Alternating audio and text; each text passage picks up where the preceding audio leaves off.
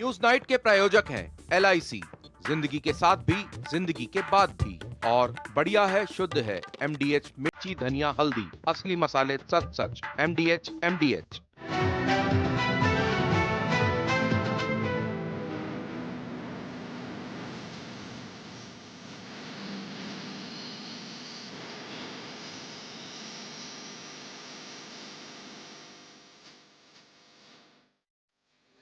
नमस्कार, news night में आप सभी का स्वागत है। दिल्ली NCR से अगले आदेश तक नहीं हटेगा ग्रैब 4, जहरीली हवा पर सुप्रीम कोर्ट का सख्त आदेश। दिल्ली की जहरीली हवा के लिए दिल्ली सरकार को सुप्रीम कोर्ट ने लगाई है फटकार। क्या कहा सुप्रीम कोर्ट ने, बताएंगे आपको। साथ ही महाराष्ट्र झारखंड में थमा धुआंधार प्रचार, चुनावी मुद्दों, नारों से गरमाई राजनीति से लेकर जनता की बारी तक की खामोशी के मायने पर होगी राजनीतिक पार्टियों के साथ चर्चा। इसी के साथ ब्राजील के शहर रियो डी जेनेरो में शुरू हुआ G20 का शिखर सम्मेलन। प्रधानमंत्री नरेंद्र मोदी सम्मेलन में ले रहे हैं हिस्सा। होगी देश दुनिया की और तमाम बड़ी खबरें, लेकिन सबसे पहले आइए शुरुआत करेंगे अभी तक की सुर्खियों के साथ। रियो डी जेनेरो में G20 शिखर सम्मेलन में शामिल होने पहुंचे PM मोदी। राष्ट्रपति लूला डी सिल्वा ने किया स्वागत। वैश्विक हित के मुद्दों पर चर्चा जारी।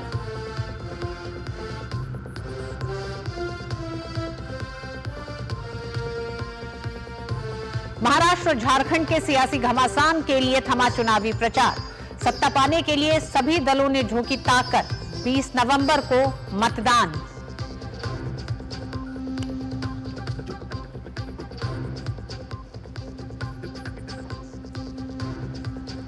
मणिपुर पर गृहमंत्री अमित शाह ने की उच्च अधिकारियों के साथ बैठक। गृहमंत्री ने दोहराई शांति स्थापित करने की बात। 50 केंद्रीय बल की टुकड़ियां भेजने का फैसला।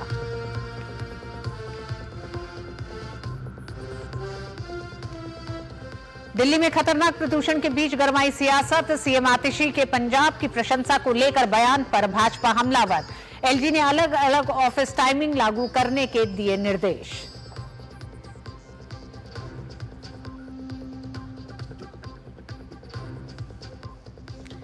बीजेपी में शामिल हुए कैलाश गहलोत। दिल्ली चुनाव से पहले आप छोड़कर केजरीवाल को दिया बड़ा झटका। कहा आसान नहीं था आप छोड़ना।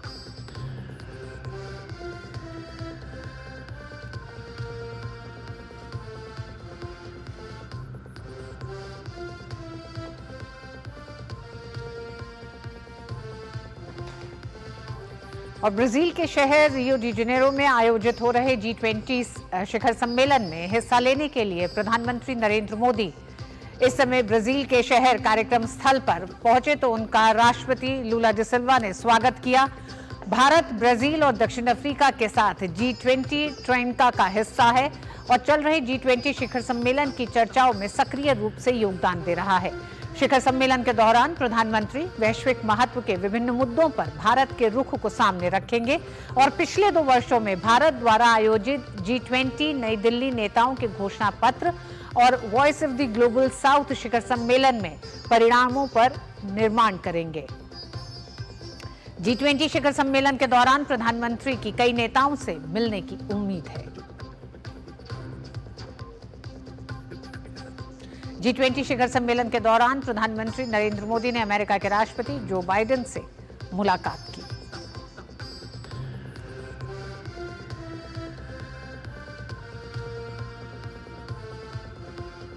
प्रधानमंत्री नरेंद्र मोदी ने संयुक्त राष्ट्र महासचिव एंटोनियो गुटेरेस से मुलाकात की।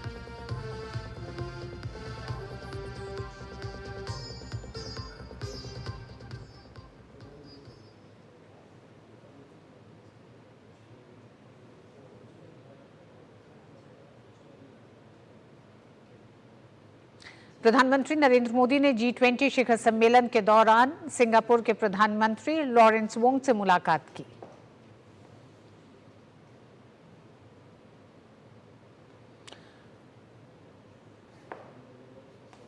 और आइए आपको बताते हैं कि इस बार ब्राजील किस तरह भारत के एजेंडे को आगे बढ़ाने का काम कर रहा है। अपनी स्थापना के बाद से ये पहली बार है जब G20 समूह की अध्यक्षता 4 उभरती हुई अर्थव्यवस्थाओं ने की है और इस साल भी करने जा रही है। यानी 2022 में इंडोनेशिया, 2023 में भारत, इस साल ब्राजील और 2025 में दक्षिण अफ्रीका। अब बात आती है कि आखिर कैसे ब्राजील भारत द्वारा निर्धारित किए गए एजेंडे को आगे बढ़ाने का काम कर रहा है। तो आइए आपको सिलसिलेवार बताते हैं। सबसे पहला एजेंडा खाद्य सुरक्षा एवं भूखमरी उन्मूलन। भारत और ब्राजील दोनों ने G20 में अपनी एजेंडा सेटिंग भूमिका के जरिए उभरते बाजारों और विकासशील अर्थव्यवस्थाओं की जरूरतों को उजागर करने की कोशिश की है। G20 अध्यक्षता के तहत भारत ने वैश्विक नेताओं को कृषि अनुसंधान, उर्वरकों तक पहुंच, क्षमता निर्माण और बाजार पारदर्शिता पर सहयोग करने के लिए राजी किया, ताकि कमजोर आबादी के बीच खाद्य सुरक्षा को बढ़ावा दिया जा सके। दूसरा एजेंडा जलवायु एवं जलवायु वित्त। जलवायु और जलवायु वित्त के मामले में ब्राजील की G20 अध्यक्षता भारत के एजेंडे को आगे बढ़ाने के लिए तैयार है। भारत, ब्राजील, दक्षिण अफ्रीका G20 प्रेसिडेंसी की ये तिकड़ी ग्लोबल साउथ का विकास और जलवायु वित्त पोषण की प्राथमिकताओं पर जोर देगी। तीसरा एजेंडा डिजिटल सार्वजनिक अवसंरचना। भारत और ब्राजील की G20 अध्यक्षताओं के बीच निरंतरता का एक और क्षेत्र है डिजिटल नेटवर्क के माध्यम से डिजिटल सार्वजनिक बुनियादी ढांचे का प्रावधान। भारत और ब्राजील दोनों ही डिजिटल सार्वजनिक अवसंरचना के क्षेत्र में वैश्विक बाजार में अगुवा के तौर पर खुद को स्थापित करते हैं और दुनिया के बाकी हिस्सों में अपने डिजिटल भुगतान और पहचान मॉडल को प्रदर्शित करने के लिए एक मंच प्रदान करता है। और चौथा एजेंडा अंतर्राष्ट्रीय वित्तीय संस्थाएं। G20 की अध्यक्षता के दौरान भारत ने नई दिल्ली घोषणा पत्र के माध्यम से अंतर्राष्ट्रीय बहुपक्षीय संस्थानों में सुधार की बात कही थी। नई दिल्ली घोषणा पत्र को ही आगे बढ़ाते हुए ब्राजील ने भी अंतर्राष्ट्रीय बहुपक्षीय संस्थानों मसलन IMF, विश्व बैंक और विश्व व्यापार संगठन में सुधार पर जोर देने की बात कही है। उम्मीद की जानी चाहिए कि वैश्विक हित से संबंधित इन अहम एजेंडों को G20 के सभी देशों का साथ मिलेगा और एक बेहतर भविष्य बनाने की दिशा में हम सभी आगे बढ़ पाएंगे। असीम मिश्रा, DD न्यूज। और रियो घोषणा पत्र को अंतिम रूप देने का काम युद्ध स्तर पर जारी है। भारत की तरफ से G20 के शेरपा अमिताभ कांत भी इसमें अहम भूमिका निभा रहे हैं। उनसे बात की हमारे सहयोगी असीम मिश्रा ने। G20 के शेरपा अमिताभ कांत एक बार फिर हमारे साथ मौजूद हैं। सर, आपका स्वागत DD न्यूज में। और किस तरह की बातें, किस तरह के नेगोशिएशंस रियो घोषणा पत्र को लेकर और क्या कुछ बातें हुई हैं?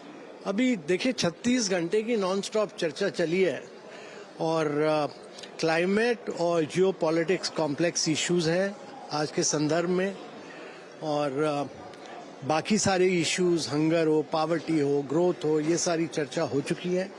क्लाइमेट और जियो पॉलिटिक्स पर चर्चा चल रही है और मेरे विचार से क्लाइमेट पर हम लोग को बड़े रिस्पॉन्सिबली काम करना है, क्योंकि हाई लेवल प्रिंसिपल्स पे काम करना है, क्योंकि COP29 चल रही है बाकू में और कुछ ऐसा काम नहीं करना चाहिए जिससे कि वहाँ किसी तरह का जो बड़े जोर के डिटेल डेलिब्रेशंस चल रहे हैं उस पर न इम्पैक्ट हो। तो वही सोच के हम लोगों ने हाई लेवल प्रिंसिपल्स पर बात की है। और जियो पॉलिटिक्स, जब भारत की लीडर्स समिट हुई थी तो हम लोग 83 पैरे पे कंसेंसस पे आए थे और सारा कंसेंसस हुआ था। जियो पॉलिटिक्स पे भी कंसेंसस था, तब रशिया यूक्रेन का क्राइसिस था बड़े जोर का। अब मिडिल ईस्ट का भी एक कॉन्फ्लिक्ट है, उसमें कई व्यूज हैं, करीब 12-13 घंटे उस पर चर्चा हो चुकी है। आज फिर चर्चा होगी। हमारी पूरी कोशिश रहेगी कि हम ब्राजील की मदद करें, क्योंकि हम ट्रोइका के मेंबर हैं। हम ब्राजील की मदद करें, वो एक इमर्जिंग ग्लोबल साउथ नेशन है हमारी तरह, और उनकी मदद करके कंसेंसस आए, यही कोशिश रहेगी हमारी। न्यू दिल्ली डिक्लेरेशन में आतंकवाद को, टेररिज्म पर भी बहुत साफ साफ बातें हुई थी और सबने उसकी भर्त्सना की थी। इस बार के घोषणा पत्र में बिल्कुल वो भी रहेगा। हमने कहा था कि we condemn to terrorism in all its forms and manifestation, और टेररिज्म पर एक पूरा पैरा था, तो वो शब्द बहुत इंपॉर्टेंट है, वो जरूर रिफ्लेक्ट होगा यहाँ के। रूस, यूक्रेन लास्ट ईयर और फिर वेस्ट एशिया, इस बार के घोषणा पत्र में क्या कुछ बातें? उस पर चर्चा चल रही है, अभी वो चलती रहेगी। मेरे ख्याल वो एंड तक चलेगी, क्योंकि कई व्यूज हैं उस पे, रशिया चाइना का एक व्यू है, G7 का एक और व्यू है, इमर्जिंग मार्केट्स का एक और व्यू है, तो वो चर्चा अभी डिटेल में चल रही है। बहुत सारी अहम बातें घोषणा पत्र में बातें चल रही हैं, किन बातों को घोषणा पत्र में शामिल किया जाए। कैमरामैन अंकुर के साथ असीम मिश्रा, डीडी न्यूज, रियो। तो भारत रैंकर देशों के सदस्य होने के नाते और ब्राजील को लेकर G20 शिखर सम्मेलन में रियो घोषणा पत्र में कंसेंसस एक तरह से बनाने में एक अहम भूमिका निभा रहा है, जिसका विस्तार से बात की हमारे संवाददाता असीम ने अमिताभ कांत से, जो शेरपा हैं G20 के भारत के। वक्त एक छोटे से ब्रेक का है, ब्रेक के बाद होंगी कुछ और खबरें, देखते रहिए डीडी न्यूज। आपके घर के खाने में रेस्टोरेंट जैसा स्वाद ले आए MDH का शाही पनीर मसाला। पनीर को क्या मस्त बना डाला।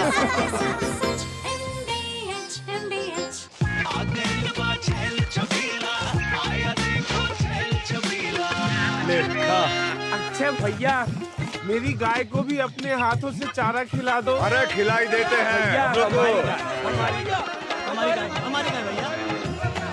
क्या हो गया, पूरा का पूरा गांव यहाँ आ गया। अच्छा भैया, इसी हाथ से चारा खिलाते हो, तभी तो आपके गाय भैंसों की ब्याज सबसे ज्यादा है। अरे पगले, ये चमत्कार इस हाथ का नहीं, हाथ में जो कपिला पशु आहार है उसका है, जो पशुओं की सेहत अच्छी रखता है और ब्याज भी बढ़ाता है। ले जाओ।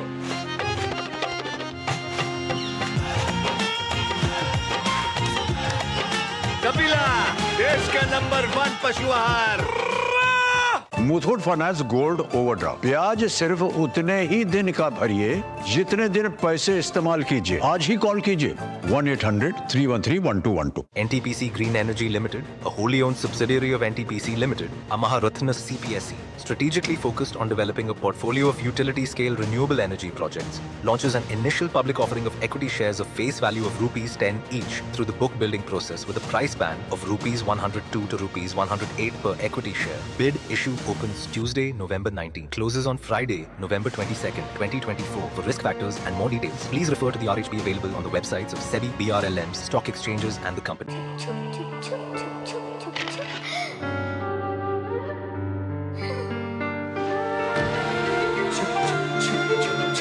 आ जाओ। Yes, पापा। जिंदगी किसी के लिए नहीं रुकती, हम भी आपको कहां रुकने देंगे। जिंदगी के हर मोड़ पर LIC है तो इंश्योर्ड है। LIC, हर पल आपके साथ। मेरी पसंद, मेरी पसंद,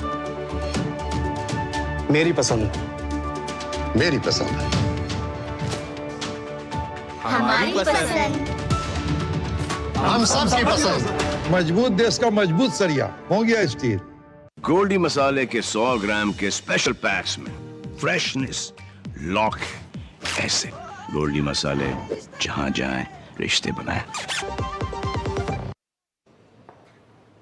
ब्राजील के राष्ट्रपति लूला डी सिल्वा ने गरीबी और भूख से निपटने के लिए वैश्विक गठबंधन की शुरुआत के साथ 20 प्रमुख अर्थव्यवस्थाओं के समूह के शिखर सम्मेलन की शुरुआत की।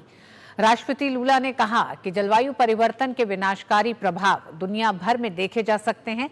उन्होंने इसके खिलाफ नेताओं से कार्रवाई करने का आग्रह किया।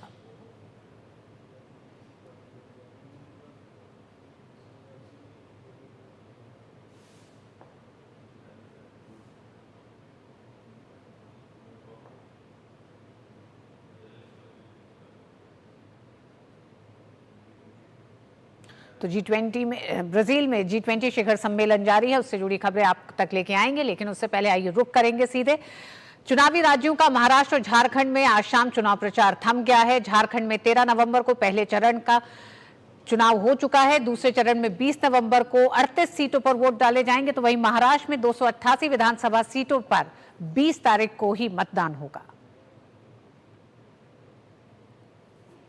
महाराष्ट्र में विधानसभा चुनाव के लिए सोमवार शाम को प्रचार थम गया। चुनाव प्रचार के आखिरी दिन महायुति और महाविकास अघाड़ी सहित सभी दलों के नेताओं ने चुनाव प्रचार में अपनी ताकत झोंक दी। केंद्रीय मंत्री और बीजेपी अध्यक्ष जेपी नड्डा ने महाराष्ट्र के ठाणे, सोलापुर और रायगढ़ में जनसभाओं को संबोधित किया, तो वहीं केंद्रीय मंत्री नितिन गडकरी ने गोंदिया और नागपुर में रैलियां की, जबकि मध्य प्रदेश के मुख्यमंत्री मोहन यादव ने मुंबई में रोड शो कर जनता का समर्थन जुटाने का प्रयास किया। वहीं कांग्रेस अध्यक्ष मल्लिकार्जुन खड़गे ने पालघर में जनसभा को संबोधित किया तो कांग्रेस नेता राहुल गांधी ने मुंबई में प्रेस कॉन्फ्रेंस के माध्यम से जनता से रूबरू हुए। इसके अलावा एनसीपी और शिवसेना के दोनों धड़ों और अन्य पार्टियों के नेताओं ने भी जमकर चुनाव प्रचार किया। महाराष्ट्र की सभी 288 सीटों पर एक ही चरण में 20 नवंबर को वोट डाले जाएंगे और 23 नवंबर को काउंटिंग होगी। महाराष्ट्र विधानसभा का कार्यकाल 26 नवंबर को समाप्त होगा। राज्य में प्रमुख लड़ाई महाविकास अघाड़ी और महायुति के बीच है। इस चुनाव में महाविकास अघाड़ी के 3 प्रमुख दल कांग्रेस, शिवसेना यूबीटी और एनसीपी शरद चंद्र पवार के सामने लोकसभा चुनाव परिणाम को दोहराने की चुनौती है। तो वहीं महायुति में बीजेपी, एनसीपी और शिवसेना शिंदे गुट को अपनी सरकार बचाने के लिए कम से कम 145 सीट हासिल करनी होगी। महायुति की ओर से बीजेपी 143 सीटों पर चुनाव लड़ रही है, शिवसेना शिंदे 81 सीटों पर, एनसीपी अजीत पवार 59 सीटों पर और अन्य सहयोगी 6 सीटों पर चुनाव लड़ रहे हैं। महाविकास अघाड़ी से कांग्रेस 101 सीटों पर, शिवसेना उद्धव 95 और एनसीपी शरद चंद्र पवार 86 सीटों पर चुनाव लड़ रही है। अन्य सहयोगी 6 सीटों पर चुनाव लड़ रहे हैं। इधर झारखंड विधानसभा की भी दूसरी चरण की बाकी बची 38 विधानसभा सीटों पर प्रचार समाप्त हो गया है। दूसरे चरण में सभी दलों ने प्रचार में पूरी ताकत झोंक दी। 20 नवंबर को होने वाले मतदान को लेकर प्रशासनिक तैयारियों को भी अंतिम रूप दिया जा रहा है। मुख्य निर्वाचन पदाधिकारी ने बताया कि दूसरे चरण की 38 सीटों के चुनाव के लिए 14,218 बूथ बनाए गए हैं। इनमें से 48 बूथों को मतदाताओं को आकर्षित करने के लिए यूनिक बनाया गया है। साथ ही 239 बूथ महिलाओं जबकि 22 मतदान केंद्र दिव्यांगजनों द्वारा संचालित होंगे। 26 मतदान केंद्रों की व्यवस्था का जिम्मा युवाओं के हाथों में होगा। पोलिंग पार्टियों की रवानगी मंगलवार से शुरू हो जाएगी। सेकंड फेज में टोटल 14,218 बूथ है। इलेक्शन में कुछ विशेष बूथ भी बनाया जा रहा है। वुमेन मैनेज्ड बूथ है, 239 बूथ है, उसमें सभी पोलिंग कर्मी हैं, वहाँ पर लेडीज रहेंगे। उस तरफ से पीडब्ल्यूडी मैनेज्ड बूथ है, वो 22 है, वहाँ पर कितना भी पोलिंग कर्मी है वो पीडब्ल्यूडी, फिर यूथ मैनेजर 26 है। बेसिकली ये एक इंक्लूसिव इलेक्शन कराने के लिए कमीशन का एक प्रयास है, उसी का अंतर्गत किया जा रहा है। महाराष्ट्र और झारखंड चुनाव अपने अंतिम पड़ाव पर पहुंच गया है। बुधवार को होने वाले मतदान के बाद जनता किसके पक्ष में अपना फैसला सुनाती है, ये तो 23 नवंबर को मतगणना के बाद ही पता चल सकेगा। ब्यूरो इनपुट के साथ दिवाकर कुमार की रिपोर्ट, डीटी न्यूज। और दोनों ही राज्यों में धुआंधार प्रचार रहा। प्रचार के दौरान कई ऐसे मुद्दे, कई ऐसे नारे, चुनावी एक तरह से मुद्दों का रूप भी लिया, साथ ही साथ उन्होंने पूरी सियासत को गरमाया भी। तो इन्हीं सा तमाम एक तरह से पूरे चुनाव प्रचार के दौरान कौन से बड़े मुद्दे रहे और जनता किस तरह से देखती है राजनीतिक पार्टियों के नए गठबंधनों को, और जो वादे किए गए थे उन पर भी क्या कहना है जनता का, इस पर भी बात होगी। हमारे आज का चर्चा का विषय भी यही है। महाराष्ट्र झारखंड चुनाव, थमा प्रचार, अब जनता की बारी। 3 मेहमान हमारे साथ जुड़ गए हैं। धनंजय गिरी जी जुड़ गए हैं, प्रवक्ता भारतीय जनता पार्टी से। ऋषि मिश्रा हमारे साथ जुड़ गए हैं, राजनीतिक विश्लेषक। और समीर चौगांकर हमारे साथ अब से और थोड़ी देर में जुड़ जाएंगे। तो सबसे पहले शुरुआत ऋषि आप ही से करते हैं। अगर महाराष्ट्र की बात करें, 288 पे चुनाव दिलचस्प हो गया है। साथ ही साथ 2 ऐसे क्षेत्रीय गठबंधन रहे हैं जो आज 4 हिस्सों में इस चुनावी जंग को लड़ रहे हैं। तो पहला विधानसभा चुनाव होगा। लोकसभा चुनाव के बाद पूरे चुनाव प्रचार के दौरान कौन से ऐसे बड़े मुद्दे आपको लगते हैं जो जनता के बीच में जिन्होंने अपनी पैठ बनाई? देखिए ऋतु जी, सबसे बड़ा मुद्दा किसानों का मुद्दा है। आप देखिए महाराष्ट्र में चुनावी मौसम है, फिर भी आप देखिए जो वहाँ यदि आप मराठवाड़ा और विदर्भ के किसानों की बात करेंगे तो वहाँ कपास जो एमएसपी पे बिकती है, अभी तक वहाँ के किसानों से आप बात करेंगे तो पता चलेगा कि कपास की खरीदारी अभी तक नहीं हुई है। वो क्या कहते हैं आपको, सोयाबीन वहाँ एक किसानों का मेन उपज है। किसानों की जो क्या कहते हैं सोयाबीन की जो खरीदारी होनी चाहिए एमएसपी पे, वो खरीदारी नहीं हुई है। तो बड़ा मुद्दा विदर्भ में आप देख लीजिए, पानी का बड़ा मुद्दा है। दूसरा रिजर्वेशन वाला मुद्दा जो मराठा रिजर्वेशन चल रहा है, उस पर सरकार का जो एक स्टैंड क्लियर नहीं है। तो आपने लोकसभा चुनाव में भी देखा है कि जो मराठा मानुष जो हैं महाविकास आघाड़ी के प्रति उनका झुकाव अधिक रहा है इन कंपेरिजन महायुति। दूसरी तरफ क्या महायुति है जो ओबीसी जो वोट बैंक है उस पर डिपेंडेंट है, तो ओबीसी वोट बैंक कितना अपनी तरफ साथ पाते हैं, मराठा वोट बैंक में कितना सेंध लगा पाते हैं, ये तय करेगा। यदि आप महायुति की बात करें तो बीजेपी और क्या कहते हैं ये शिंदे गुट जो है मजबूत दिखते हैं, लेकिन वहाँ कमजोर कड़ी जो है क्या कहते हैं आपको अजीत पवार है। अजीत पवार और इनमें इतना ही अंडरस्टैंडिंग है कि आप देखिए अजीत पवार, नवाब मलिक को लेकर अजीत पवार का क्या स्टैंड है, नवाब मलिक को लेकर बीजेपी का क्या स्टैंड है। तो कहीं ना कहीं जो तीन जो मेन एलायंस पार्टनर हैं महायुति के, जिसमें अजीत पवार एक मुझे कमजोर कड़ी दिख रहे हैं। अजीत पवार कितना स्ट्राइक करते हैं, आपने देवेंद्र फडणवीस का भी बयान देखा होगा, अजीत पवार का बयान आपने देखा होगा। दूसरी तरफ बीजेपी में आप देखिए, बीजेपी में खुद कंफ्यूजन है। पंकजा मुंडे, ऋषि जी, मैंने आपसे पूछा वो कौन से बड़े मुद्दे हैं जो आपको लगता है कि जनता के बीच आप पहुंचाने में कामयाब रहे। ऋषि जी आएंगे, समय की बहुत कमी है। ऋषि जी बात को समझिए, समय की कमी है, इसलिए आपसे जो सवाल पूछे उसका जवाब अगर आप नहीं देंगे तो मुझे फिर आगे बढ़ना पड़ेगा। समस्या ये है। 2 सेकंड जी कहिए, पूरी करिए अपनी बात। मैं 2 सेकंड लूंगा। देखिए नेताओं के जो बयान हैं वो भी एक फैक्टर होते हैं। पंकजा मुंडे, अशोक चौहान को आप देख लीजिए, उन्होंने क्या कहा कि एक है या नेक है, बटोगे दे कटोगे वाले बयान महाराष्ट्र में उतने स्ट्राइक नहीं करते हुए नजर आ रहे। ये बीजेपी के नेताओं का बयान। चलिए ऋषि जी, धनंजय जी के पास जाएंगे, लेकिन उससे पहले समीर साहब हमारे साथ पहले जुड़ नहीं पाए थे। समीर साहब, सबसे पहले आप ही के पास आना चाहूंगी। झारखंड और महाराष्ट्र, पहली टिप्पणियां किस तरह से आप पिछले चुनाव से इस चुनाव को अलग देख रहे हैं, मुद्दों के लिहाज से, राजनीतिक लड़ाई के लिहाज से? देखिए, अगर मैं महाराष्ट्र की पहले बात करूँ कि बड़ा स्टेट है, 288 सीटें आती, तो इस बार 2 गठबंधनों के अंदर 6 दल चुनाव लड़ रहे। शिवसेना 2 हिस्सों में टूट गई, राष्ट्रवादी कांग्रेस 2 हिस्सों में टूट गई है। और जिस तरीके से योगी आदित्यनाथ ने जो बयान दिया था कि बटेंगे तो कटेंगे, और प्रधानमंत्री मोदी ने जिस तरीके से कहा कि एक रहेंगे तो सेव रहेंगे, और जिस तरीके से देवेंद्र फडणवीस ने जिक्र किया है वोट जिहाद का, और जो मालेगांव का उन्होंने उदाहरण दिया था कि जिसके कारण हम धुले सीट हार गए थे, मुझे लग रहा है एक बड़ा मुद्दा होने वाला है।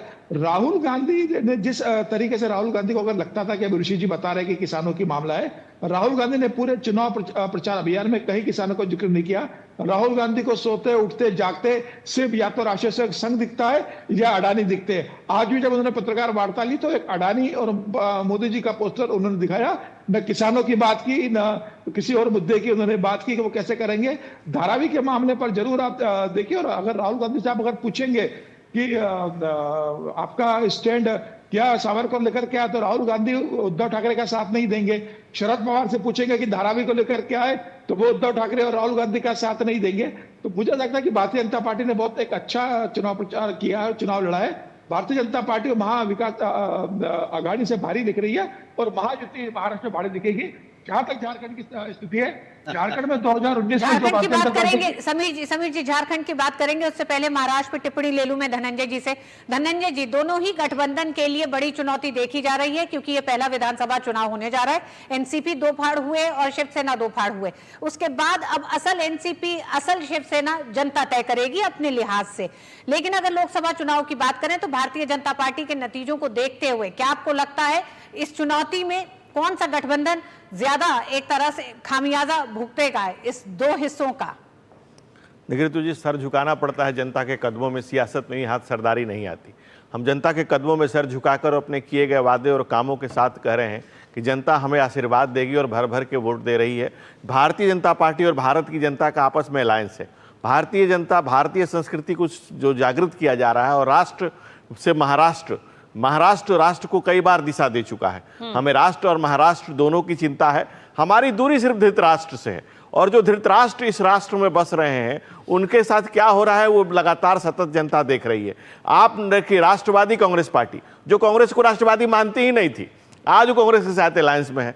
हिंदू हृदय सम्राट कहे जाते थे बाला साहब ठाकरे। राहुल गांधी, कांग्रेस के कोई नेता कभी पूरे चुनाव प्रचार में कभी कह सकता है हिंदू हृदय सम्राट? नहीं कह सकता, क्योंकि इस संस्कृति पर लगातार पातक और संघातक हमले करते गए हैं। वीर शिवाजी की धरती जो उलेमाओं की शर्तों के सामने सर झुकाए वो शिवाजी के सामने कौन सा मुंह लेके जाए। तो शिवाजी की विरासत पर हमारी दावेदारी है, हम लगातार उनकी सेवा कर रहे हैं, जनता की सेवा कर रहे हैं, हमारे प्रधानमंत्री की तमाम नीतियां हैं। और दूसरी तरफ कांग्रेस के अध्यक्ष कहते हैं, अपने लोगों से कहते हैं, वो देख रहे हैं कि भाई आप देखिए कर्नाटक में क्या करना, कांग्रेस ने क्या नाटक कर दिया है, हिमाचल में समोसा उनका खो गया है, तेलंगाना में जो स्थिति है, उनके खुद राष्ट्रीय अध्यक्ष कहते हैं कि उतना ही बोलो जितना कर सको।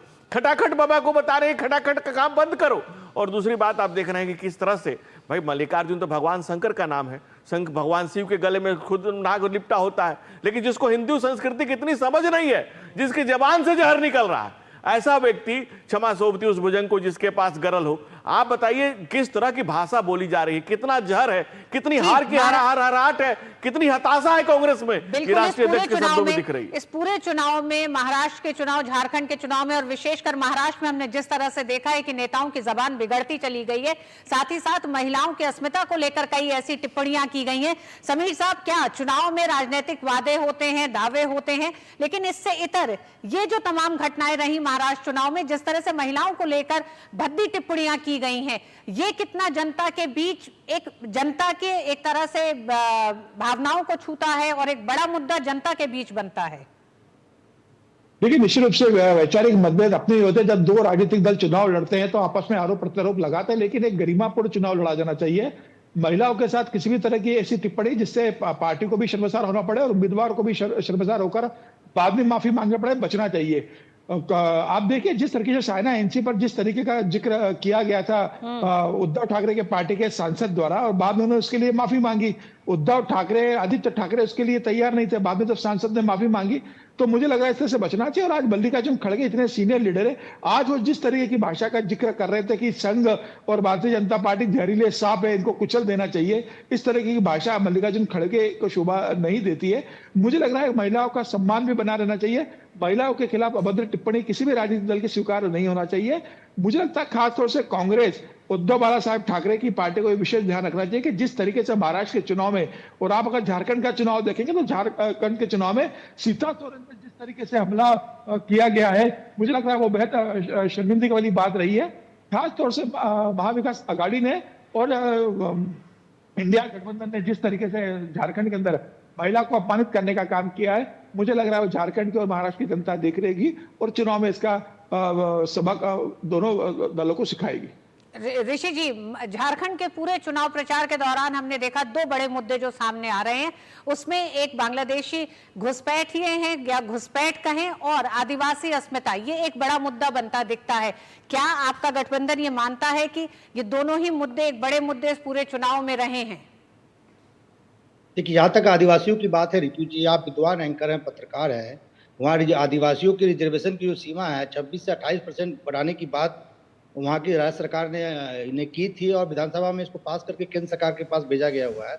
अभी तक केंद्र सरकार ने उस पर सहमति नहीं व्यक्त की है। नंबर 1। नंबर 2, घुसपैठियों की बात है, तो जो घुसपैठ हो रहा है उसकी जिम्मेदारी तो देश के गृह मंत्री का है। मणिपुर का हालात देखिए, 12 इनके विधायक कह रहे हैं कि मुख्यमंत्री हटाइए, मणिपुर के बाद 3 मंत्री और ऋषि जी, जब पहला सवाल मैंने आपसे पूछा तब आप कहीं और भटक गए। अब अभी हम झारखंड पे बात कर रहे हैं ऋषि जी, हम मणिपुर पे बात कर लेंगे, मणिपुर पे चर्चा में आप ही को बुला भी लेंगे, आप ही से सारे आपके विचार भी जान लेंगे। अभी झारखंड पे बात कर लेते हैं। मुश्किल से 48 घंटे के बाद चुनाव होने जा रहा है ऋषि जी। मैं आदिवासियों की बात कर रहा हूँ, सुन तो लीजिए ना, आदिवासियों की बात कर रहा हूँ। जो हेमंत बिश्व शर्मा वहाँ के सब प्रभारी हैं, आसाम में क्यों नहीं दे देते आदिवासियों को रिजर्वेशन? जो चाय बागान में हमारे आदिवासी भाई वहाँ काम कर रहे हैं, उसको आसाम में क्यों नहीं रिजर्वेशन दे देते हैं? और जहाँ तक हमारे भाजपा के जो प्रवक्ता है बहुत अच्छा बोलते हैं, बहुत उन्होंने अच्छे अच्छे शब्दों का इस्तेमाल किया। शिवाजी का जो प्रतिमा वहाँ तो गिर गया, भ्रष्टाचार का भेंट चढ़ गया शिवाजी का प्रतिमा, उस पर तो उन्होंने बोला नहीं। ऋषि जी आप शायद मुद्दों को भी स्वीकारने से थोड़ा सा हिचकिचा रहे हैं। अब समझ नहीं आ रहा है किस लिए अब हिचकिचाना है, क्योंकि अब 48 घंटा चुनाव प्रचार खत्म हो चुका है। अब कुछ भी कहेंगे उसका कोई असर नहीं होना है, अब तो जनता सिर्फ मतदान करेगी। लेकिन धनंजय जी, भारतीय जनता पार्टी का नारा चुनाव से पहले का था कि भारतीय जनता पार्टी में तमाम नेता, बड़े शीर्ष नेता का यही कहना था कि ये चुनाव सत्ता पाने का चुनाव नहीं है, माटी बेटी रोटी को बचाने का चुनाव है, और नारा भी साफ यही था। पूरे चुनाव प्रचार के बाद आज की तारीख में आपको कैसा लग रहा है 48 घंटे के बाद, क्या ये बड़ा मुद्दा बन पाया झारखंड के लिए? दूसरे चरण का चुनाव है, 38 सीटें भारतीय जनता पार्टी के लिए बड़ा चैलेंजिंग है ये 38 सीटें। देखिए, श्रद्धेय अटल बिहारी वाजपेयी जी ने कहा था कि चुनाव आएंगे जाएंगे, राजनीतिक दल रहेंगे, पार्टियां बनेंगे बिगड़ेंगे, देश रहना चाहिए। उसी तरह से झारखंड में है कि झारखंड रहना चाहिए। सरकार, हेमंत सरकार की पैठ सर वहां के लोगों में कम हो गई है, तो घुसपैठियों के सहारे ये सरकार चल रही है। वहां की डेमोग्राफी बदल रही है पूरी तरह से। और आदिवासियों की बात करें, 37 आदिवासी बहनों का बलात्कार हुआ है, 33 आदिवासियों की कस्टोडियल डेथ हुई है। जहां 48% संथाल परगना में आदिवासी थे, वहां 28% हो गए। ये बदलती हुई डेमोग्राफी एक डेमोग्राफ है। ये डेमोग्राफ डेमोक्रेसी के लिए बहुत बड़ा खतरा है और इस बात के लिए हम सजग हैं और लगातार उस पर नजर रखे हुए। दूसरी बात, आप देखे होंगे भी बहुत बड़ा रैकेट पकड़ा गया है कि कैसे बांग्लादेश से रोहिंग्याओं को लाया जा रहा है और उन्हें वोटर बनाया जा रहा है। लोकल प्रशासन हैंड इन ग्लव से साना बसाना मिलकर के उन लोगों को बसाया जा रहा है। जमाई टोले बनते जा रहे हैं। आज आदिवासियों की जमीन महफूज नहीं है, वो जवाई टोले के भेंट चढ़ती जा रही है। तो ये जवाई टोले का जो कंसेप्ट होते जा रहा है, ये जवाई टोले का जो कंसेप्ट होते जा रहा है, ये झारखंड में जी का जंजाल बन रहा है। ये झारखंड के लिए, खंड के लिए और भारत के हर भूखंड के लिए ये बहुत बड़ी चुनौती है। और इस चुनौती को वहां का आदिवासी भी समझ रहा है, आम जन भी समझ रहा है, इस देश का आम नागरिक भी समझ रहा है। और सरकार का मुखिया हेमंत सोरेन खुद जिस वहां के संसाधनों की लूट में जेल गए हो और वहां उनके देख लीजिए, उनके साथ के कोई भी उनके साथ नहीं बचे हैं, सिर्फ वो हस्बैंड वाइफ मिलकर के चल रहे हैं। अब जो ये कंसेप्ट है इंडिया अलायंस की, अगर पूरी आप बात करें तो सब वो परिवार के केंद्रित राजनीति करने लगे हैं और इसके लिए वो किसी भी हद तक जाने को तैयार खड़े। ठीक, समीर साहब, झारखंड की राजनीति की अगर बात करें तो क्या आपको राजनीति इस चुनाव में बदली हुई दिखाई देती है? क्योंकि ना तो कोई तीसरा मोर्चा जैसी चीज दिखाई दे रही है, क्षेत्रीय पार्टियों में जिस तरह का गठबंधन राष्ट्रीय पार्टियों के साथ है उसमें ठीक वही सीधा आमने सामने का मुकाबला दिखाई देता है। ऐसे में जब जयराम महतो जैसे एक तरह से एक क्षेत्रीय पार्टी अपनी दावेदारी करती है, जो आदिवासी होने का भी, जनजातीय होने का भी गर्व के साथ जब वो लड़ती है, तो ये किसके लिए? उनका चुनाव चिन्ह भी कैची है, तो ये कैची किस पर चल सकती है दोनों गठबंधनों में से? वो आदिवासी नहीं है। रुचि जी, आपके प्रश्न का जवाब दो उसके पहले कह सकता हूं कि कुछ भी बदलेगा लेकिन कांग्रेस का घुसपैठियों से प्रेम कभी नहीं बदलेगा। देखिए, घुसपैठियों को भी 450 रुपए में सिलेंडर देने की घोषणा कांग्रेस के प्रभारी मीर साहब ने कर दी थी कि घुसपैठियों को भी हम 450 रुपए में सिलेंडर देंगे। यह कांग्रेस का घुसपैठियों से प्रेम है। जहां तक आप जिस पार्टी का आदिवासियों के जिक्र कर रहे हैं, वो पार्टी जो कैची चलेगी वो कैची चलने वाली है। मुझे लग रहा है कि हेमंत सोरेन को बड़ी चलेगी। भारतीय जनता पार्टी ने जिस तरीके से 2019 के अंदर जो गलतियां रही थी उसको सुधारा है। आदिवासियों के साथ गठबंधन कर लिया, बाबूलाल सोरेन भारतीय जनता पार्टी के साथ आ गए। चंपई सोरेन बड़े आदिवासी, जब उन्होंने देखा कि इतना ज्यादा घुसपैठिया को हेमंत सोरेन सपोर्ट कर रहे, तो वो आदिवासी अस्मिता बचाने के लिए जेएमएम को छोड़कर भारतीय जनता पार्टी के आ गए। शिबू सोरेन की बहू ने देखा कि घर के अंदर हेमंत सोरेन जिस तरीके से घुसपैठियों को सपोर्ट कर रहे हैं, भ्रष्टाचार कर रहे हैं, तो अपना परिवार छोड़कर वो भारतीय जनता पार्टी के साथ। सरकार साहब, जयराम महतो आदिवासी नेता नहीं है, वो कुर्मी समाज का नेता है, कुर्मी समाज से आते हैं, ओबीसी समाज के हैं, ओबीसी समाज के हैं जयराम महतो। ऋषि जी, लेकिन जयराम महतो जैसी आवाज, ऋषि जी, जयराम महतो जैसी आवाज आपके गठबंधन को भी संकट में डाल सकती है। देखिए, दूरदर्शन को करोड़ों लोग देखते हैं, गलत तथ्य नहीं जाना चाहिए। सही कर लिया ना, ओबीसी के नेता है जयराम महतो, ठीक है। हेमंत सोरेन की बात कर रहा था। अरे भैया, आपने जयराम महतो की बात की है, सुन लीजिए मेरी बात। बाबूलाल मरांडी को चुनाव जिताने के लिए जो ये मुझे भी अरे भैया सुन तो लीजिए, आप रिकॉर्ड में देख लीजिएगा आपने क्या कहा है। बाबूलाल मरांडी इनके प्रदेश अध्यक्ष हैं, उनको जिताने के लिए ऋतु जी निर्दलीय प्रत्याशी को, अमित शाह जैसे बड़े नेता को, ऋषि जी, एक तरफ जयराम महतो जैसा युवा चेहरा है जिसने अपनी क्षेत्रीय पार्टी बनाई और आदिवासी अस्मिता के लिए लड़ रहा है, ओबीसी नेता है जयराम महतो। ऐसे में जब कांग्रेस अपने गठबंधन के साथ तमाम जो मजहबी संगठन है उनकी सहमति लेने लगती है, उनके साथ जुड़ के खड़े होने लगती है, घुसपैठियों को फ्री गैस देने की बात करने लगती है, कम दाम पे गैस देने की बात करती है और तमाम और रियायतें, यानी कुल मिलाके कि अगर कांग्रेस ये दिखाई देती है कि वो घुसपैठियों का स्वागत करना चाहती है, तो इसके बरखिलाफ तो जयराम महतो आपसे कहीं बेहतर दिखाई देते हैं ना आदिवासी अस्मिता को लेकर। मैंने उस दिन ही दूरदर्शन पे कहा था कि गुलाम मीर ने जो बयान दिया है उसकी आलोचना होनी चाहिए। किस संदर्भ में कहा या तथ्यों को तोड़-मोड़ कर आपके कोई बड़े नेता बाहर निकल के नहीं आए। धनंजय जी, क्या इस चुनाव को आप ये देखते हैं कि कांग्रेस ने जब इस पूरे चुनाव प्रचार में एक तरह से एक हाई वोल्टेज चुनाव प्रचार रहा जिसमें कुछ ऐसे मुद्दे रहे जो आने वाले समय में भी बड़ी चुनौतियां पेश करेंगे और किसी एक राज्य तक सीमित नहीं है जिसमें बांग्लादेशी घुसपैठी हैं। ऐसे में कांग्रेस एक समझौता करती हुई दिखाई देती है जब वो इस तरह की आवाजों के साथ अपने आप को शामिल करती है।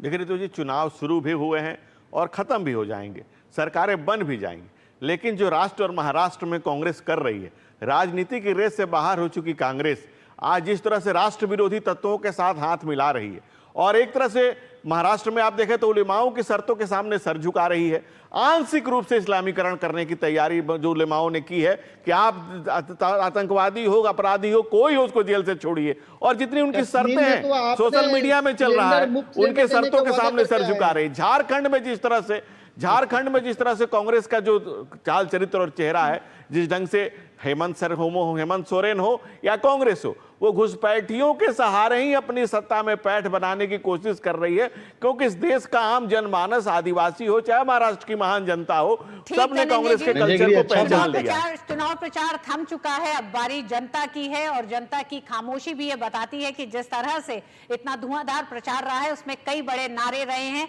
एक है तो सेफ है, बटेंगे तो कटेंगे से लेकर तमाम उलेमाओं का समर्थन राजनीतिक पार्टियों को, ये तमाम चीजें जनता देख रही है। तय करेगी अब से 48 घंटे के बाद कि वो अपने लिए किस गठबंधन को, किस सरकार को चुनने जा रही है। बहुत बहुत धन्यवाद आप तीनों का ही हमारे साथ चर्चा में शामिल होने के लिए।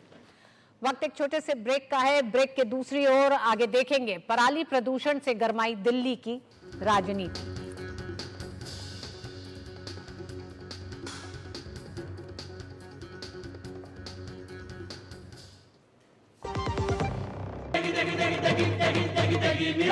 MDH की देगी मिर्च, देगी मिर्च का तड़का, अंग अंग फड़का। MDH की देगी मिर्च। मुथूट फाइनेंस गोल्ड ओवरड्राफ्ट, अपने सोने को हमारे सुरक्षित लॉकर्स में डिपॉजिट कीजिए, उस सोने पर 24/7 क्रेडिट लाइन लीजिए और फिर पैसे एक बार लीजिए या बार बार आपके हाथ में, कम या ज्यादा, घर में या ब्रांच में आपके हाथ में। ब्याज सिर्फ उतने ही दिन का भरिए जितने दिन पैसे इस्तेमाल कीजिए। Muthoot finance gold overdraft, gold loan कमाल, बाकी लोन बेमिसाल। जब धरती चीर कर निकलता है लोहे का पत्थर और मिलता है मोंगिया के जोश से, फिर तपता है, पिघलता है और बनता है फौलाद।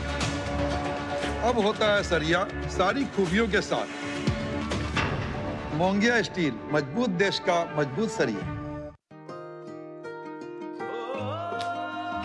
ये सोलर पावर बन गया,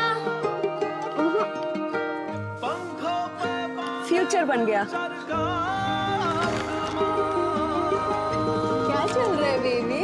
पापा और मैं फ्यूचर बना रहे हैं।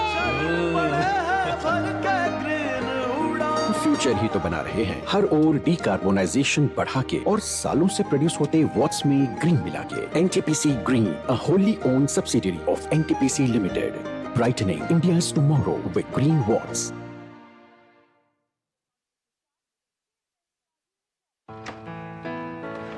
पापा ये सब? हाँ, जो चीजें सालों से बेवजह पड़ी हो उन्हें हटा देना चाहिए। ये भी दादाजी की पुरानी पासबुक और एफडी। अरे ये कैसे रह गया?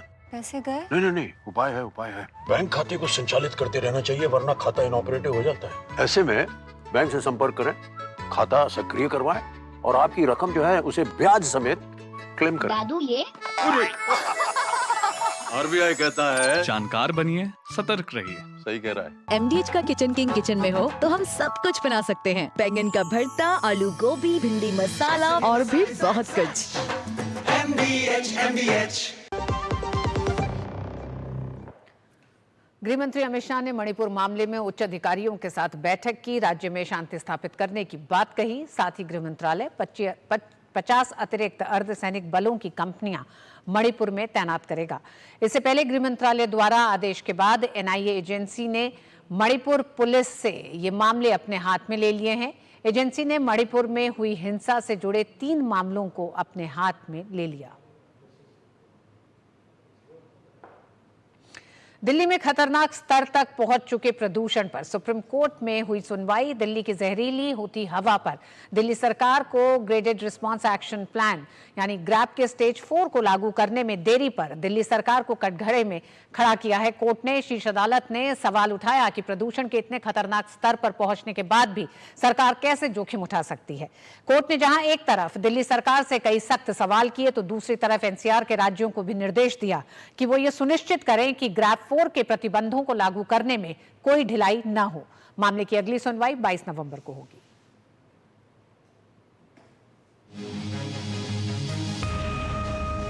राजधानी दिल्ली का प्रदूषण लगातार खतरनाक स्तर पर बना हुआ है। आंखों में जलन और सांसों पर प्रदूषण के पहरे ने दिल्ली के लोगों का जीना मुहाल कर दिया है। दिल्ली के आधे दर्जन से ज्यादा इलाकों में वायु गुणवत्ता का स्तर 500 के करीब पहुंच चुका है।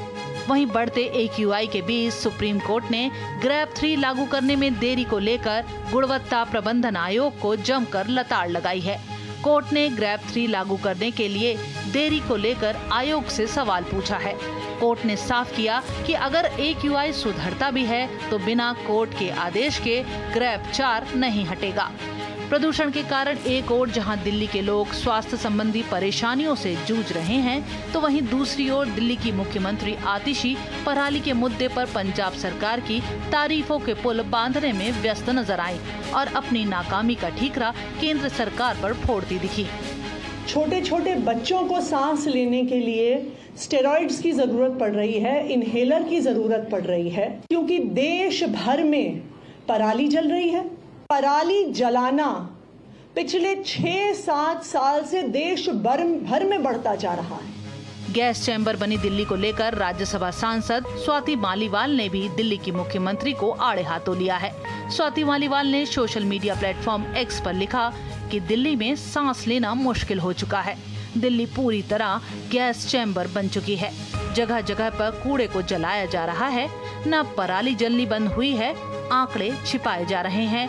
करोड़ों की लागत से CP में लगे स्मॉग टावर पर ताला लगा हुआ है और टूटी फूटी सड़कों से धूल उड़ रही है। ग्रैप 1, ग्रैप 2, ग्रैप 3 लगाने के बावजूद भी अगर दिल्ली में पोल्यूशन कम नहीं हो रहा तो प्रतिबंध से पोल्यूशन कम नहीं होगा। आपको डस्ट कंट्रोल करना पड़ेगा, आपको पंजाब की पराली का धुआं रोकना पड़ेगा, जिसके बारे में आप बात नहीं कर रहे हैं। आप लगाते रहिए प्रतिबंध, जनता तो मजबूर है कि वो आपके प्रतिबंध झेलेगी। अभी दिल्ली की मुख्यमंत्री आतिशी दिखा रही थी, बता रही थी लोगों को कि सिर्फ दिल्ली में नहीं बाकी राज्यों के अंदर भी प्रदूषण है। सवाल आज ये उठता है कि दिल्ली की जनता ने आम आदमी पार्टी की सरकार को वोट दिया है और दिल्ली की सरकार चुनी है। दिल्ली की सरकार ने क्या किया है प्रदूषण के लिए, ये आपको आज बताना चाहिए। 10 सालों में प्रदूषण को लेकर के कोई भी ठोस कदम नहीं उठाया गया, जिसके कारण से आज दिल्ली जहरीली सांस लेने के लिए मजबूर है। दिल्ली में बिगड़ती वायु गुणवत्ता को लेकर हर साल चिंता जताई जाती है। प्रबंधन को लेकर नियम भी बनाए जाते हैं, लेकिन स्थिति में कोई सुधार नहीं होता। वहीं एक बार फिर दिल्ली में खराब प्रबंधन को लेकर कटघरे में खड़ी आम आदमी सरकार अपनी नाकामी का ठीकरा कहीं और फोड़ती नजर आ रही है। Bureau report, DD news.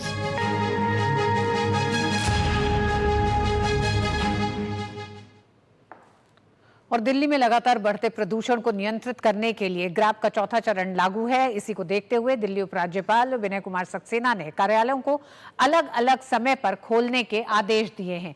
Delhi सरकार और दिल्ली नगर निगम के अंतर्गत आने वाले कार्यालयों में यह आदेश 28 फरवरी 2025 तक लागू रहेगा।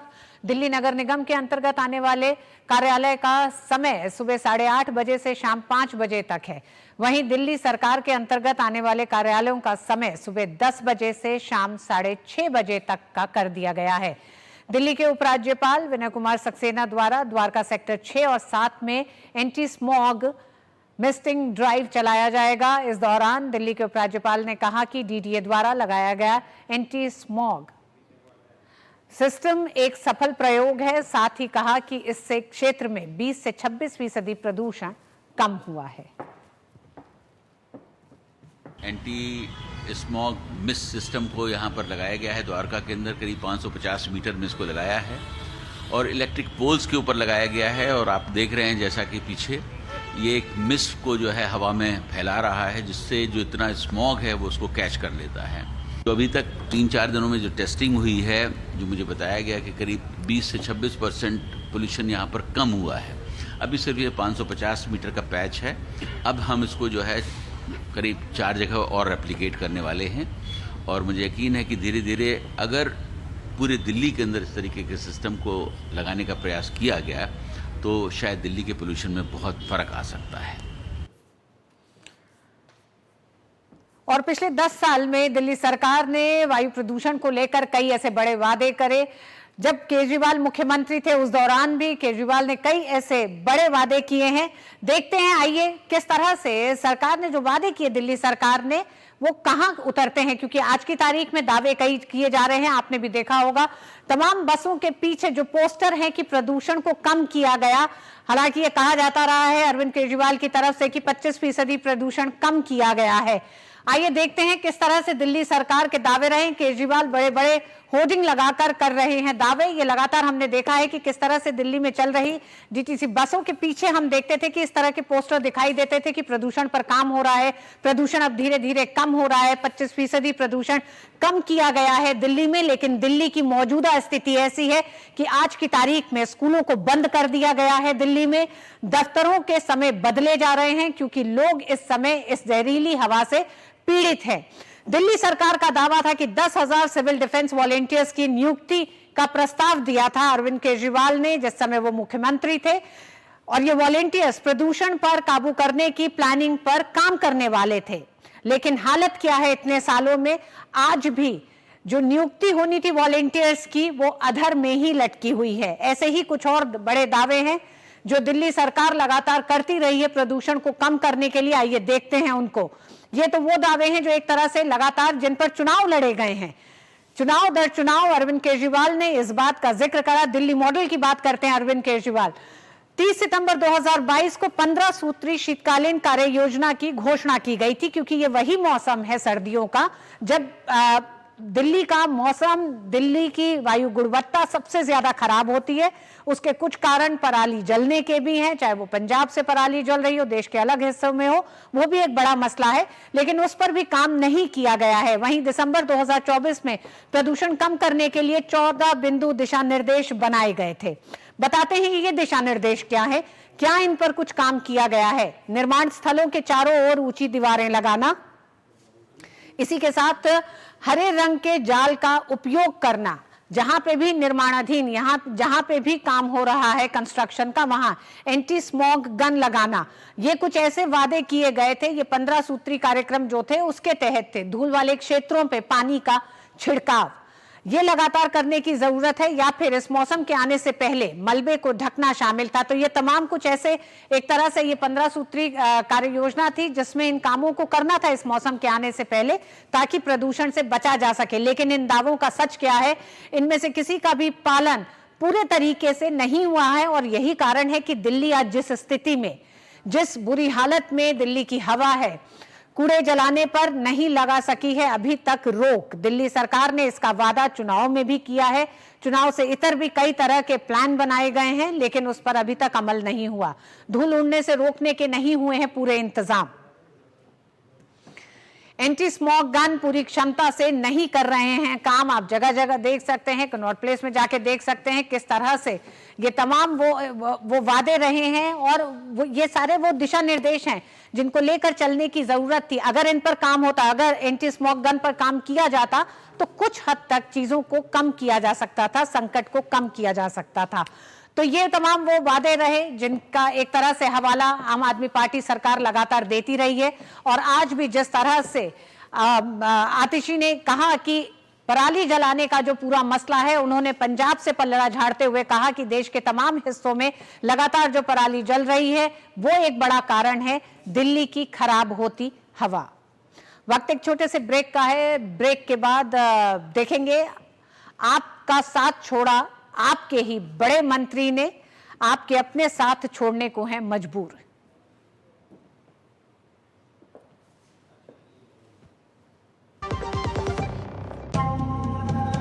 हमारी पीढ़ियां गरीबी में गुजर गईं। हम रोज उठकर वन देवता से शहद, चिरौंजी, तेंदुपत्ता, बांस सब लाते थे, इधर उधर बेच देते थे। कभी 4 पैसे मिलते, कभी कुछ नहीं। पर वो बीते कल की बात है। आज हम अपने वन उत्पाद वन धन विकास केंद्र ले जाते हैं। वहाँ मेरे जैसी बहनें पैकेजिंग करती हैं, मार्केटिंग करती हैं। देखकर खुशी होती है। पूरी दुनिया दीवानी है फॉरेस्ट प्रोडक्ट्स के लिए। पहले 10-12 वन उत्पाद पर MSP मिलती थी, आज 87 पर मिल रही है। जमीन के हक भी हमारे नाम हुए हैं। भारत को विकसित बनाने के लिए आदिवासी समाज का विकास और मुख्य धारा से आदिवासी समाज को जोड़ना, ये हमारी सबसे बड़ी प्राथमिकता है। देश के सभी वन बंधुओं को जनजातीय गौरव दिवस की बधाई। अनुभव कीजिए शुद्ध MDH बादाम रोगन का प्यार। सेहत बनके रग-रग में दौड़े। त्वचा में समाये, हाइड्रेट करे, हर उम्र की त्वचा का पोषण करे। You deserve the purity. MDH बादाम रोगन, नेचुरल, टेंडर, प्योर। चमके, चमके। NTPC Green Energy Limited, a wholly owned subsidiary of NTPC Limited, a Maharatna CPSE, strategically focused on developing a portfolio of utility-scale renewable energy projects, launches an initial public offering of equity shares of face value of ₹10 each through the book building process with a price band of ₹102 to ₹108 per equity share. Bid issue opens Tuesday, November 19, closes on Friday, November 22nd, 2024. For risk factors and more details, please refer to the RHP available on the websites of SEBI, BRLMs, stock exchanges and the company. दादू, ये premium क्या होता है? बेटा premium मतलब समझ लो petrol. जब तक car में पेट्रोल है तब तक कार चलेगी, पेट्रोल खत्म कार स्टॉप। पर पापा इस बार पेट्रोल खत्म होने पर भी कार चलती रहेगी। वो कैसे? LIC के जीवन लाभ में प्रीमियम पेमेंट हो जाए स्टॉप, पर पॉलिसी के फायदे चलते रहते हैं। मतलब अब लाइफ की गाड़ी चलेगी नॉन स्टॉप। LIC हर पल आपके साथ। मेरी पसंद, मेरी पसंद, मेरी पसंद, मेरी पसंद, हमारी पसंद, हम सबकी पसंद। मजबूत देश का मजबूत सरिया हो गया स्टील। गोल्डी मसाले के 100 ग्राम के स्पेशल पैक्स में फ्रेशनेस लॉक है। ऐसे गोल्डी मसाले जहां जाएं रिश्ते बनाएं। आखिरकार अरविंद केजरीवाल के करीबी माने जाने वाले कैलाश गहलोत ने भाजपा का दामन थाम लिया है। लगातार बड़े नेताओं के पार्टी छोड़ने के क्रम के साथ आम आदमी पार्टी के लिए राजनीतिक चुनौतियां बढ़ गई हैं।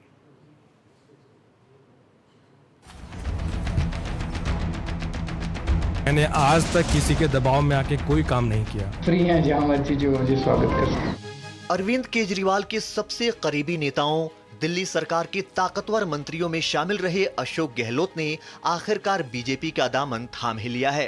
कैलाश गहलोत का भाजपा में शामिल होना आम आदमी पार्टी के लिए एक बड़े झटके के तौर पर देखा जा रहा है। एक दिन पहले ही गहलोत ने मंत्री पद और आम आदमी पार्टी की प्राथमिक सदस्यता से इस्तीफा दिया था। वहीं आम आदमी पार्टी को छोड़ने को लेकर कैलाश गहलोत ने कहा कि आम आदमी पार्टी छोड़ना आसान कदम नहीं था। दबाव में आके मैंने कोई काम नहीं किया। तो जितने भी ऐसी मुझे सुनने में आ रहा है कि ऐसा कोई नैरेटिव बिल्ड करने की कोशिश की जा रही है, ईडी के दबाव में कर दिया, सीबीआई के दबाव में कर दिया, तो ये सारी मेरे ख्याल से गलतफहमी है। बीते 1 साल से पार्टी से लगातार मजबूत नेताओं की एग्जिट से आम आदमी पार्टी बुनियादी आदर्श से दूर भागने और राजनीतिक महत्वाकांक्षाओं को साधने के आरोपों के साथ भाजपा के निशाने पर है। कोई राजनीतिक क्षेत्र में सक्रिय व्यक्ति हो जाता है तब वो आंतरिक व्यवस्थाओं की तुलना करता है। निश्चित रूप से आपने भारतीय जनता पार्टी की आंतरिक व्यवस्था, आम आदमी पार्टी की आंतरिक व्यवस्था, उसकी तुलना की होगी। और इससे पहले भी बहुत से लोग आम आदमी पार्टी छोड़ करके और भारतीय जनता पार्टी की ओर बढ़े हैं। एक तरफ जहां पार्टी प्रमुख अरविंद केजरीवाल खुद दिल्ली की जनता के बीच जाकर आम आदमी पार्टी को मजबूत करने का दावा कर रहे हैं, तो वहीं दूसरी ओर पार्टी के बड़े नेता विधानसभा चुनाव से पहले पार्टी छोड़ रहे हैं, जो आम आदमी पार्टी के लिए खतरे की घंटी से कम नहीं है। Bureau report, DD news. और न्यूज नाइट में वक्त एक छोटे से ब्रेक का। अब आया असली स्वाद। अब आया स्वाद। जब स्वाद के पड़े हो लाले तो MDH का चंकी चाट मसाला डालें। MDH का चंकी चाट मसाला। MDH। यार Ajay, look at your dad. हम इस उम्र में ऐसे रहेंगे क्या? बिल्कुल रहेंगे, अगर पापा जैसी सही प्लानिंग की तो। जैसे कि? मेरे पापा ने इन्वेस्ट किया LIC के जीवन अक्षय में, जो दे रहा है इमीडिएट और guaranteed annuity at regular intervals, जिंदगी भर के लिए। वाह, पर हमें तो इस एज तक वेट करना पड़ेगा ना? बिल्कुल नहीं, हमने तो अभी इन्वेस्ट किया है LIC के न्यू जीवन शांति में, जो हमें देगा डिफर्ड एन्युटी, मतलब कुछ साल बाद से रेगुलर इनकम। आई सी। LIC के एन्युटी प्लान्स दे एन्युटी ऑप्शंस और नियमित इनकम पाने में फ्लेक्सिबिलिटी भी। LIC हर पल आपके साथ। ये सोलर पावर बन गया। फ्यूचर बन गया। क्या चल रहा है बेबी? पापा और मैं फ्यूचर बना रहे हैं। फ्यूचर ही तो बना रहे हैं, हर ओर डिकार्बोनाइजेशन बढ़ा के और सालों से प्रोड्यूस होते वॉट्स में ग्रीन मिला के। NTPC green, a wholly own subsidiary of NTPC limited, brightening India's tomorrow with green watts. एक ऐसा तबका जो रिटायरमेंट के बारे में आज भी बिल्कुल नहीं सोचता, वो है औरतें। औरतें कमा के भी वनरेबल हैं। सो NPS एक इक्वालिटी ला रहा है, हम सब एक बराबर प्लेटफॉर्म पे हैं। अपने बेहतर कल को सुनिश्चित करने के लिए NPS जरूरी है। गोल्डी मसाले के 100 ग्राम के स्पेशल पैक्स में फ्रेशनेस लॉक है। ऐसे गोल्डी मसाले जहां जाएं रिश्ते बनाएं। अमेरिका के नवनिर्वाचित राष्ट्रपति डोनाल्ड ट्रंप के दूसरे कार्यकाल के दौरान अमेरिका के बाद भारत दुनिया में दूसरा सबसे बड़ा निवेश का केंद्र बनेगा। वॉल स्ट्रीट के बड़े दिग्गज ने यह अनुमान जाहिर किया है। सिटी ग्रुप इंक के एग्जीक्यूटिव वाइस प्रेसिडेंट विश्वास राघवन का कहना है कि निवेशक $3 ट्रिलियन से अधिक का निवेश करने के लिए तैयार हैं। उन्होंने कहा कि ऊर्जा, बुनियादी ढांचा और उपभोक्ता क्षेत्रों में निवेश की संभावनाएं हैं। भारत में उत्पादन और खपत दोनों की क्षमता है। हालांकि पर्यावरण अनुकूल स्रोतों पर फोकस और विशाल आबादी की जरूरतों को पूरा करने की आवश्यकता है। राघवन का कहना है कि भारत खुद एक बड़ा बाजार है, साथ ही ट्रंप के भारत के पक्ष पे होने के कारण उसे बड़ा फायदा हो सकता है। राघवन के मुताबिक सरकार की ओर से मैन्युफैक्चरिंग पर जोर, नए धनी वर्ग का उदय और प्रमुख बाजारों में भारतीय अर्थव्यवस्था के सबसे तेज 7% की चक्रवृद्धि वार्षिक दर से बढ़ने के अनुमान की वजह से निवेश में वृद्धि होने की उम्मीद है।